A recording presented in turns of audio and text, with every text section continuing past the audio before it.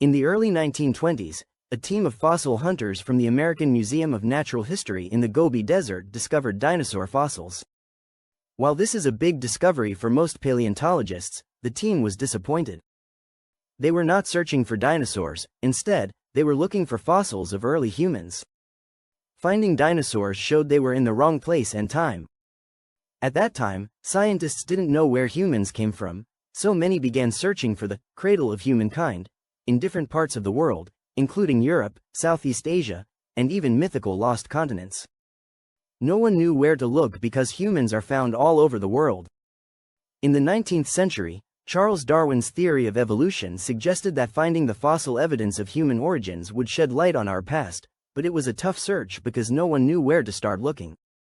Scientists tried to guess where our ancestors might have lived. Since chimpanzees and gorillas are found in Africa, some believed our ancestors also came from there. Others, like one German zoologist, thought humans might have evolved on a now-lost continent in the Indian Ocean called Lemuria. Darwin disagreed with this, thinking Africa was the more likely place because of our similarities to chimpanzees. By the 1880s, the search began to find fossil evidence. Eugene Dubois, a Dutch anatomist, went to Java and Sumatra, where he found the fossils of Homo erectus. Fossils were also found in China, adding more evidence for human origins in Asia. However, discoveries in Africa and Europe also raised questions, keeping the debate open. In the 1920s, the discovery of the Taung child fossil in South Africa was a breakthrough.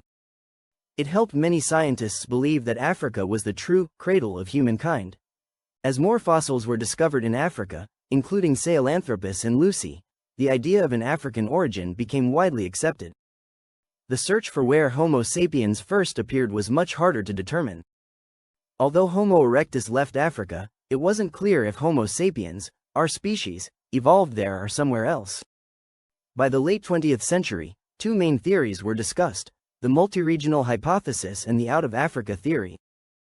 The multi-regional hypothesis suggested that Homo sapiens evolved across different parts of the world, mixing with other populations, creating one species.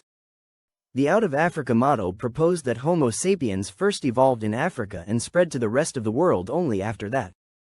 In the past few decades, genetic evidence has shown that the out-of-Africa theory is correct, as most human genetic diversity exists in African populations. However, when Homo sapiens left Africa, they interbred with Neanderthals and Denisovans, showing that some aspects of the multi-regional model were also true. Recent studies now show that our origins may not be in one specific place. Instead, humans likely evolved from multiple populations across Africa. These groups sometimes met, mixed, and contributed to the rise of modern humans. So, Africa was not just one cradle, but a vast place where different groups contributed to our development. Rather than thinking of human evolution as a tree with one trunk, it might be better to think of it as a braided stream.